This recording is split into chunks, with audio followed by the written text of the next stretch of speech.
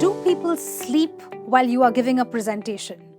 Are you not able to engage people in what you are saying? Well, I'm quite sure that most of you always complain about giving presentations where people are not engaging with you. Well, it's not your fault. I believe that you have not mastered a very important skill. And therefore, in today's lesson, I want to show you how to master the art of business storytelling. Now, let me tell you that storytelling is not just for kids or not just in a social setting. No matter where you are, if you learn how to storytell, especially in a business presentation, well, you can become a great speaker. So, let me help you understand how we can use storytelling in business conversations and make our content more interesting. Now, there are some key phrases I want you to remember. Some of them are once upon a time, picture this, imagine if, in the face of adversity, or you could say in the face of a problem. To cut a long story short, or you could say it was a turning point. The moral of the story is, which can alternatively also be called as in conclusion, or you could simply say to wrap up. Now you're probably wondering, why should you remember all of these phrases?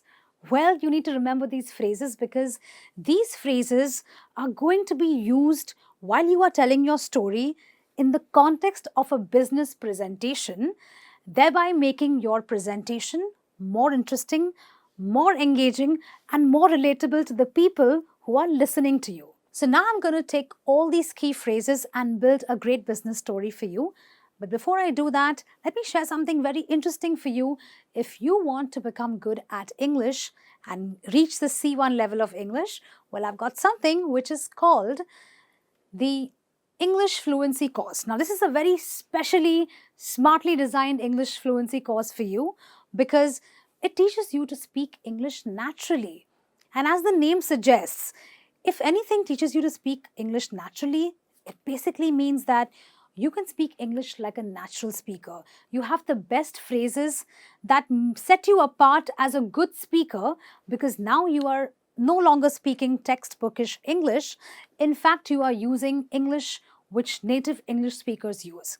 And therefore, you speak English flawlessly. As you can see, this has got 3 parts.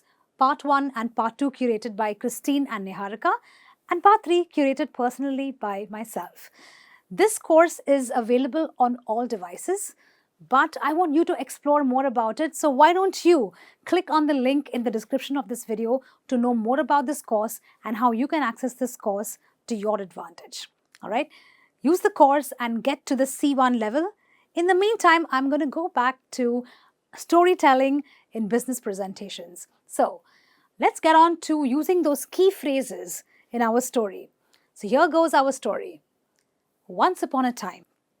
Now, before I come to the story, I want to share Emma, who is one of the characters of my story.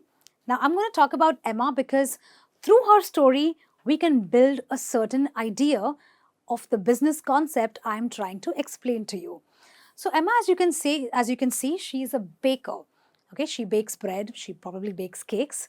So, let's understand how we can talk about her and then drive to our business point. So you start with once upon a time. Now, when we were children, we always started our stories with once upon a time. Why did we do that?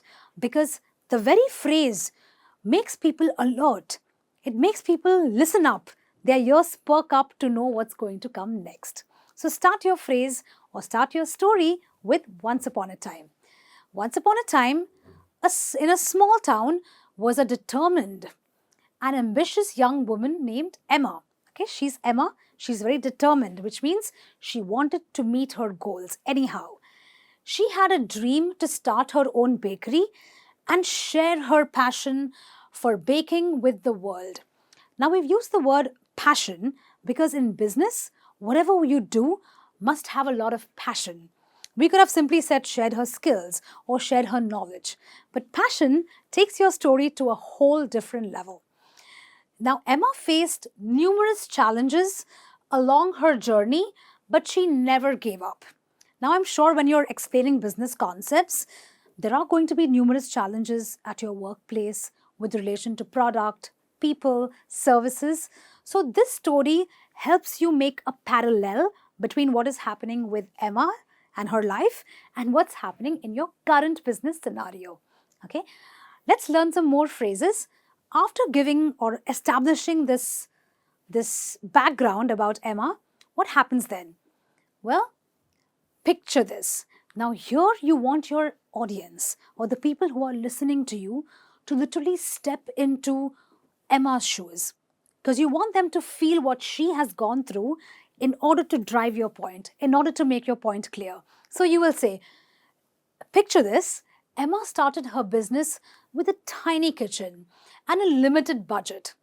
How many businesses have the same challenges? Many do, right? But despite the odds means despite the challenges, she poured her heart and soul into the business. Okay? All the while, I'm making you imagine what she's going through.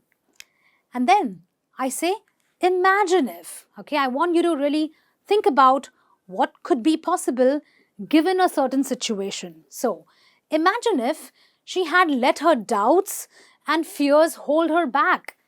She would have missed out on the opportunity. We're being very clear that, if she would have done the opposite of what she actually did, well, her situation today would not have been the same because she would have missed out on the opportunity. So therefore, in the face of adversity, now I'm kind of like going further in the story by telling you what Emma did despite all these challenges. In the face of adversity means in the face of problems. Adversity is another word for problems. So, in the face of adversity, Emma's bakery flourished. She faced tough competition from larger establishments, but her dedication to quality and personalized service set her apart. So, can you see what we're doing over here? Most businesses, just like Emma, they go through a lot of challenges, but in the face of adversity, if you can push through your way and do great things by giving the best service, well, it will set you apart, which means it will make you different. It will give you a competitive edge over your competitors, right? That's how you are drawing a parallel between the business point you are trying to make and Emma's story. But now you have to carry on with the conversation by saying, to cut a long story short, now you don't want to go too much into the story, you want to summarize. So you will say, to cut a long story short, word of mouth spread and her customer base grew exponentially. Okay, so in short, you're telling the people that, look, she did all these things, and because of that, word of mouth, which means people started talking about her good services, and guess what? Her customer base grew amazingly well. It grew to no limit, okay? Exponentially means in large numbers. It was a turning point. Obviously, a turning point means something different. Something different has happened and something great is going to take place. So, it was a turning point when a well-known food critic stumbled upon Emma's bakery. He was captivated. Captivated means he was completely taken back by the aroma and the taste of her pastries, her bread. His rave review, which means his reviews, in a popular magazine transformed Emma's business overnight. So you see, Emma caught the attention of somebody very important, somebody who could take her business from here to here. Okay? And I think in most businesses, if you persevere long enough, you can show how your work has finally managed to grab somebody's attention to help you take that business from here to here, just like Emma's did, right? And then come to the moral of the story, because now why are you telling the story? You want to make your point clear. So you can say, the moral of the story is that dedication, perseverance, and a little bit of luck can lead to incredible success. So I am talking to my audience simply because I want to tell them that if they put in their best in their business, if they persevere in spite of the odds, they can definitely reach incredible success. We'll now look at the next phrase to see how we can sum up the story. In conclusion, we have to conclude a story, right? So you will say, in conclusion, Emma's journey reminds us that starting a business is not just about profits and growth. Here you are going to make your message clear so that people now start engaging with you and get more clarity with what you are trying to say. It's about creating something meaningful and leaving a lasting impact on people's lives. Okay, this is the overall message that you are trying to make your audience understand through Emma's story. You can also say, to wrap up, okay, at the end after concluding, you want to like really give a gist of everything. So you will say, to wrap up, we all have ideas, but we just need to use our dedication and perseverance to deliver success, right? So that's how you build a business story, okay, a business presentation through storytelling using these key phrases, which you can now use as a template. So let's go through them very quickly. Once upon a time is used to open the story.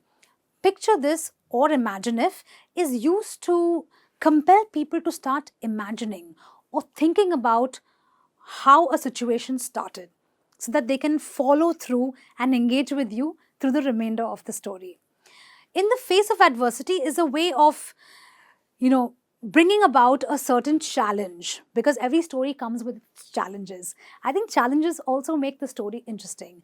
So make sure you sort of put a challenge when you are trying to explain something through a business story. So you're picturing or helping your audience picture what someone did in a bad time. If you want to sum up or kind of cut the story short, you will say, to cut a long story short, or you can say it was a turning point, in order to make sure that the story does not get too long and you don't bore anyone. The moral of the story, in conclusion, to wrap up, these are phrases that just conclude and they relate to the main message of your speech. All right. Well, I would suggest that you use all these phrases, all these key phrases, and now start using it as a template for your own business presentation. In the comments, please let me know what business presentation are you going to be giving and what phrases are you going to be using right away. I'd recommend you use all of them, but let me know in the comments below. I'll be back with some more lessons. Until then, this is me saying, keep storytelling in business.